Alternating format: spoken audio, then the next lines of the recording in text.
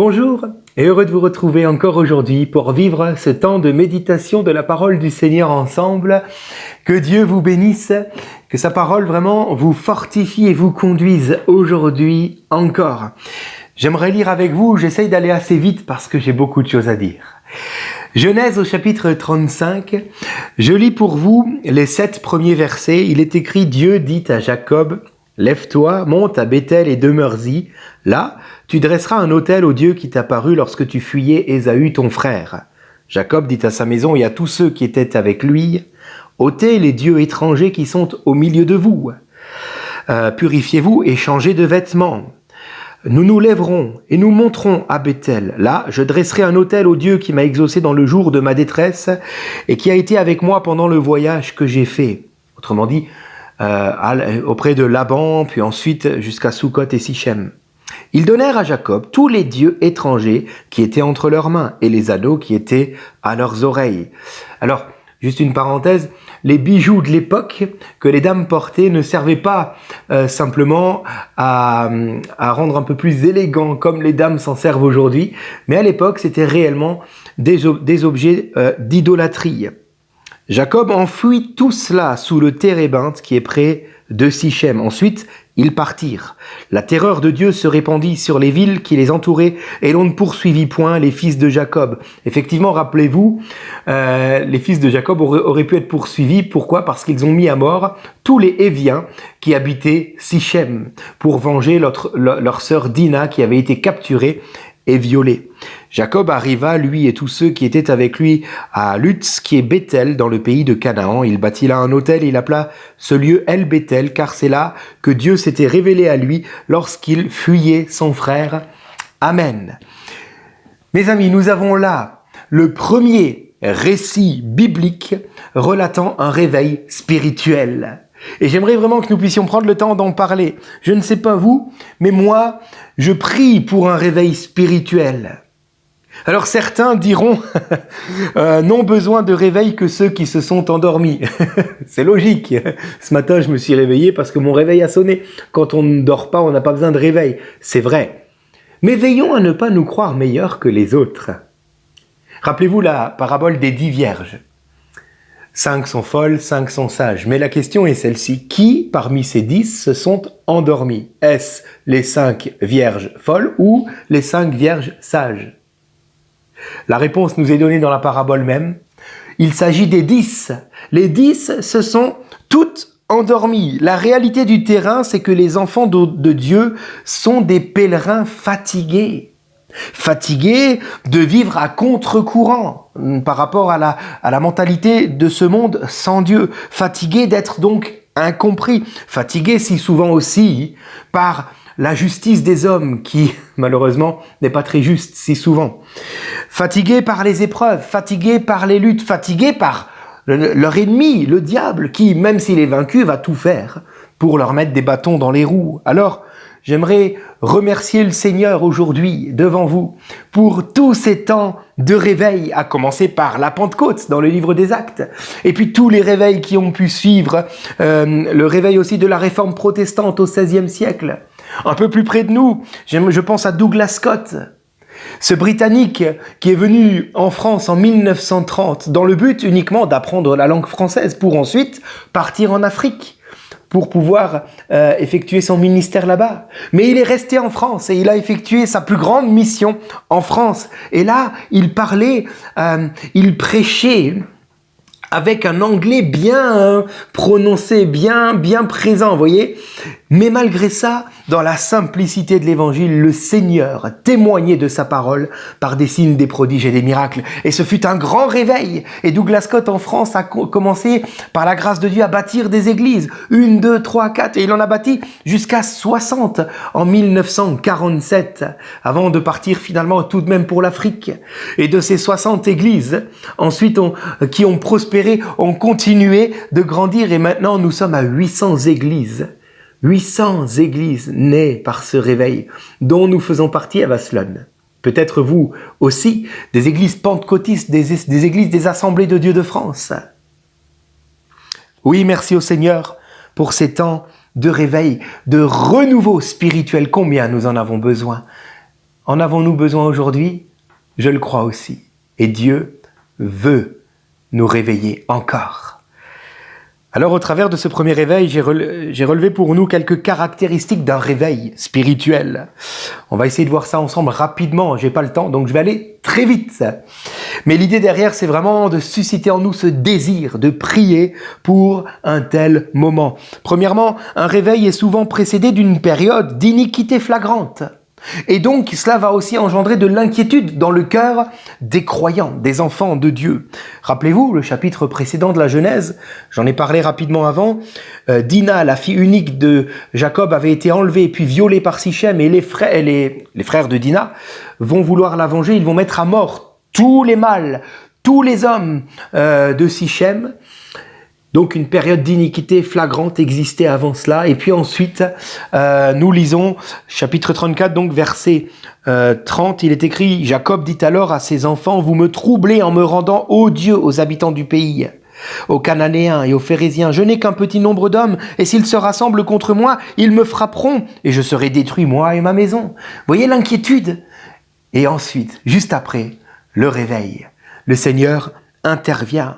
Je crois qu'en Inde, particulièrement, le Seigneur veut susciter un réveil pour les siens qui sont troublés en ce moment, qui sont délaissés.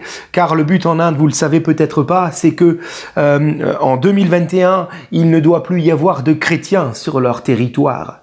Et donc ils sont mis dehors. Beaucoup de fausses propagandes sont dirigées à leur encontre. Et puis on ne les soigne pas du Covid, etc.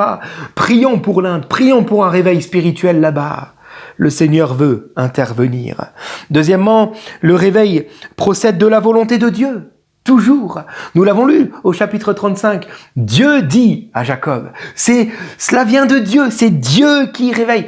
Je pense à Jésus qui dira dans Jean chapitre 6 verset 44. Nul ne peut venir à moi si le Père qui m'a envoyé ne l'attire. Comprenons que la foi vient de ce qu'on entend, la parole de Dieu. C'est lorsque nous avons affaire à la prédication de l'évangile, tel qu'il est écrit, que nous pouvons trouver la foi dans le cœur.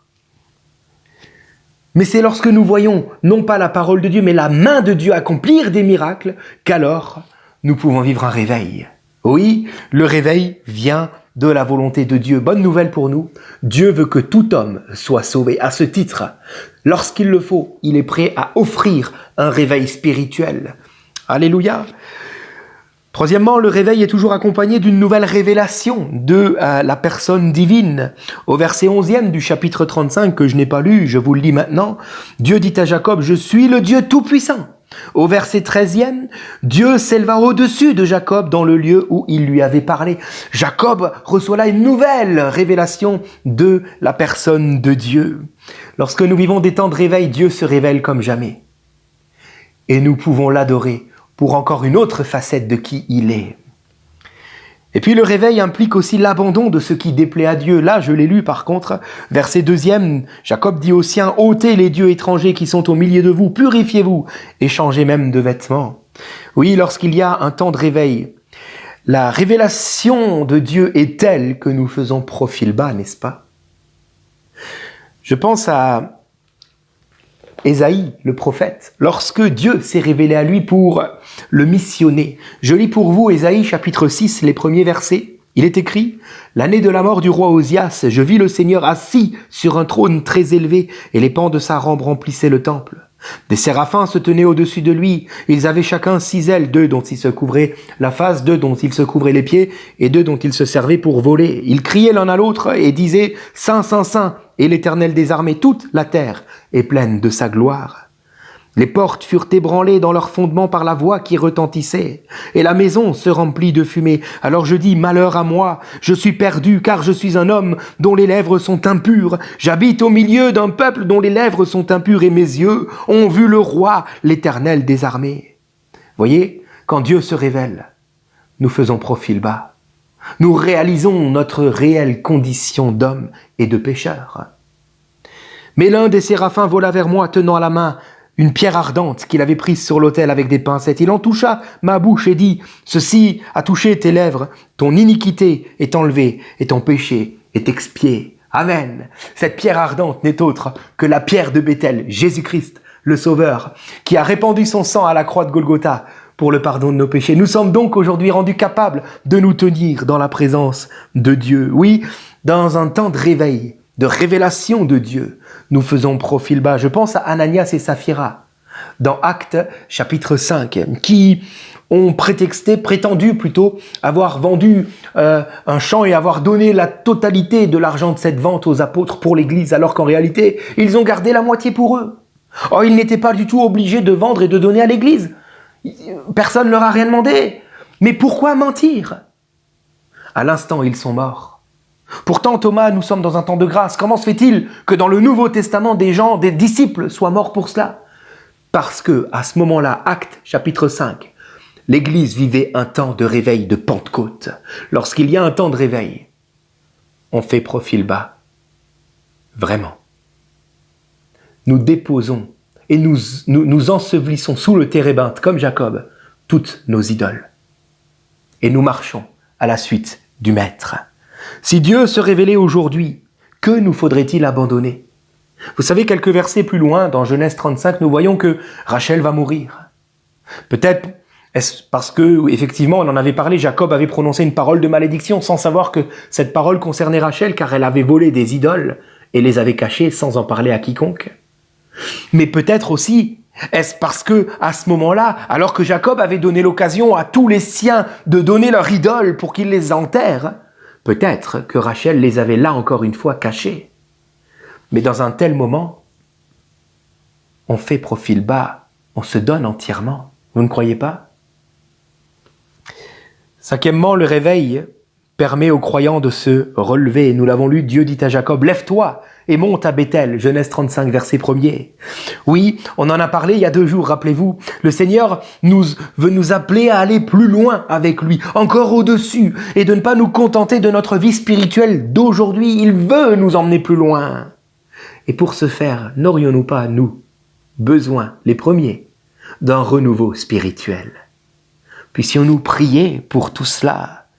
Alléluia. Vous savez, il y a un petit problème quand même, c'est qu'à la fin des temps, 2 Thessaloniciens 2, verset 3 nous dit qu'avant que le Seigneur ne revienne sur terre, il faut que l'apostasie soit arrivée. Qu'est-ce que l'apostasie? Du grec apostasia, qui veut dire action de s'éloigner, désertion.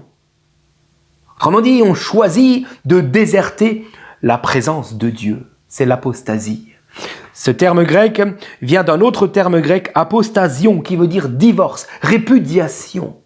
Nous préférons dire stop avec Dieu. Voilà l'apostasie, que l'apostasie ne vienne pas aller dans l'église, jusqu'à pouvoir prétendre ne pas avoir besoin d'un réveil spirituel. Nous en avons besoin. Et ces réveils-là ne sont pas réservés pour d'autres, mais c'est pour les croyants qui reconnaissent leur besoin de Dieu.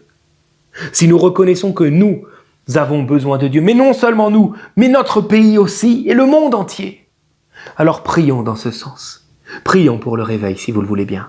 Seigneur, je prie pour nous, l'Église de Jésus-Christ, là où tu nous as placés, Seigneur, dans notre condition d'aujourd'hui. Seigneur, je prie que tu nous renouvelles dans ta présence, que tu nous réveilles, Seigneur. Je prie, Seigneur, pour la manifestation de ta gloire. Seigneur, par des signes, des prodiges, des miracles, viens confirmer ta parole. Suscite de nouveau Douglas Scott au milieu de nous, Seigneur. Suscite des gens de réveil, des gens de Dieu, Seigneur. Suscite dans notre cher pays, Seigneur, un réveil spirituel. Mon Dieu, oui, nous savons vers où nous allons, c'est vrai, mais nous ne sommes pas fatalistes. Nous proclamons la victoire de Jésus-Christ et nous proclamons qu'un plus grand nombre doit encore être sauvé, non seulement dans notre pays, mais aussi dans tout le monde et particulièrement en Inde. Nous prions, Seigneur, tu maintenant manifestes ta grâce, tu manifestes Jésus-Christ, le Sauveur, et que dans le nom de Jésus-Christ, Seigneur, il y ait des prodiges et des miracles, afin qu'un plus grand nombre puisse se tourner vers toi et être sauvé, sauver leur âme. Mon Dieu, réveille encore ton peuple, réveille encore les nations, oh, pour ta seule gloire, Seigneur, et à cause de ta grâce. Amen. Voilà, continuons de prier dans ce sens-là, et que Dieu nous réveille. À demain.